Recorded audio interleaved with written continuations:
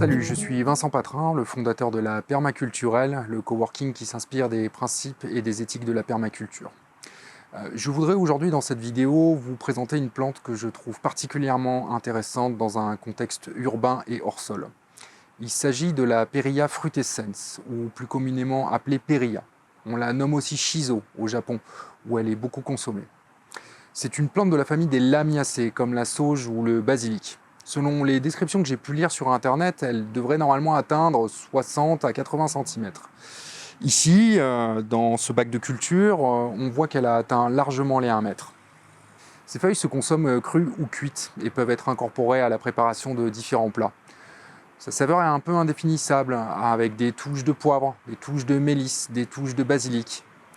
J'avoue, tout le monde n'est pas vraiment fan autour de moi. Moi, je trouve ça plutôt intéressant et j'aime bien la marier avec différents ingrédients parce que c'est quand même assez puissant.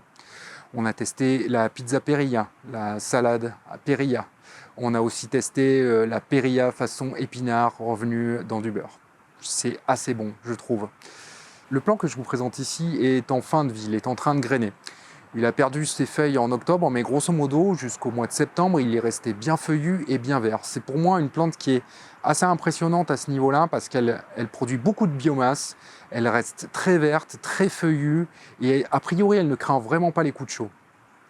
J'attends qu'elle graine aujourd'hui. L'idée, c'est que la plante se ressème tout naturellement. Ce qui est assez intéressant ici, c'est que je n'ai pas directement semé ce plant de pérille. J'avais tenté un semis qui n'a pas fonctionné.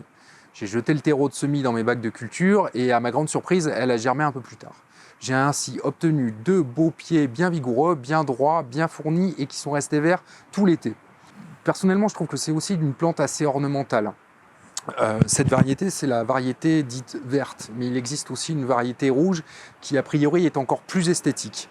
On dit aussi que c'est une plante médicinale et aussi qu'elle est mellifère. Ça, je n'ai pas pu le constater par moi-même.